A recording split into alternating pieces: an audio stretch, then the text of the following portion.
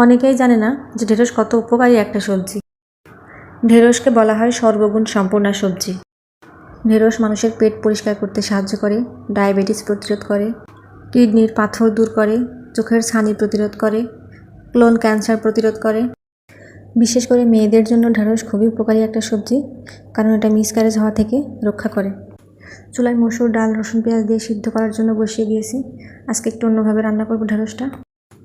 কড়াইতে তেল দিয়ে প্রথমে ঢেঁড়সগুলো একটু ভেজে নেব, তাহলে রান্নাটা খেতে কিন্তু খুবই দারুণ লাগবে। বেশিক্ষণ ভাজবো না, অল্প কিছু সময় নেড়ে চেড়ে নামিয়ে নেব। এবার তেলের উপরে দিয়ে দেব 3টা শুকনো মরিচ। মরিচটা একটু ভেজে নিয়ে রসুন আর পেঁয়াজ কুচি দিয়ে দেব। ঢেঁড়স মাছ দিয়ে রান্না আর ভাজি করে খাওয়া, এটা যেন একঘেয়েমি লাগছে। এই কারণে আজকে একটু অন্যভাবে রান্না করব ঢেঁড়সটা। পেঁয়াজটা একটু ভেজে নিয়ে দিয়ে দেব কাঁচামরিচ আর একটু জিরা বাটা।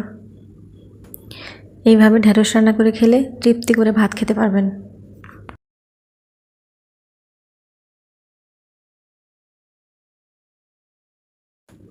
হলুদের গুঁড়ো আর লবণ দিয়ে সব কিছু ভালোভাবে মিশিয়ে নেব। এরপর দিয়ে দেব ভেজে রাখা ঢেঁড়সগুলো।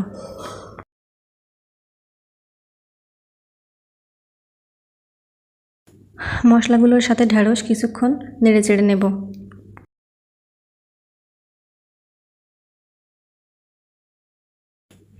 এরপরে দিয়ে দেব সিদ্ধ ডাল। ডালটা আমি একটু ডাল ঘুটনি দিয়ে ঘুটিয়ে নিয়েছি, তাহলে একটু মিহি হয়।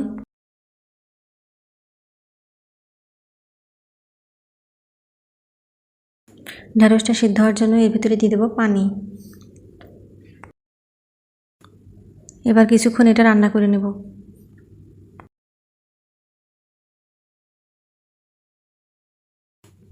ঢাকনা দিয়ে ঢেকে দিলাম দ্রুত সিদ্ধ হওয়ার জন্য। এখন আমি 2টা সিদ্ধ আলু দিলাম। আলুগুলো রাতে ভর্তা করার জন্য সিদ্ধ করে রেখেছিলাম, কিন্তু ভর্তা করা হয়নি, এজন্য এর ভিতর দিয়ে দিলাম। এখন কিন্তু অনেকটা ঝোল ঘন হয়ে এসেছে। এখন একটু দিয়ে দেবো ধনেপাতা।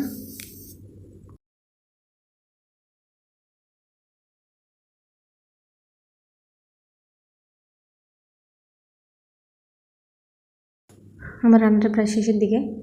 এভাবে ঢেঁড়স রান্না করলে কিন্তু খেতে বেশ দারুণ লাগে। আপনারা বাসায় ট্রাই করে দেখতে পারেন। আজকের মতো এ পর্যন্তই। ভালো থাকবেন সবাই। আল্লাহ হাফেজ।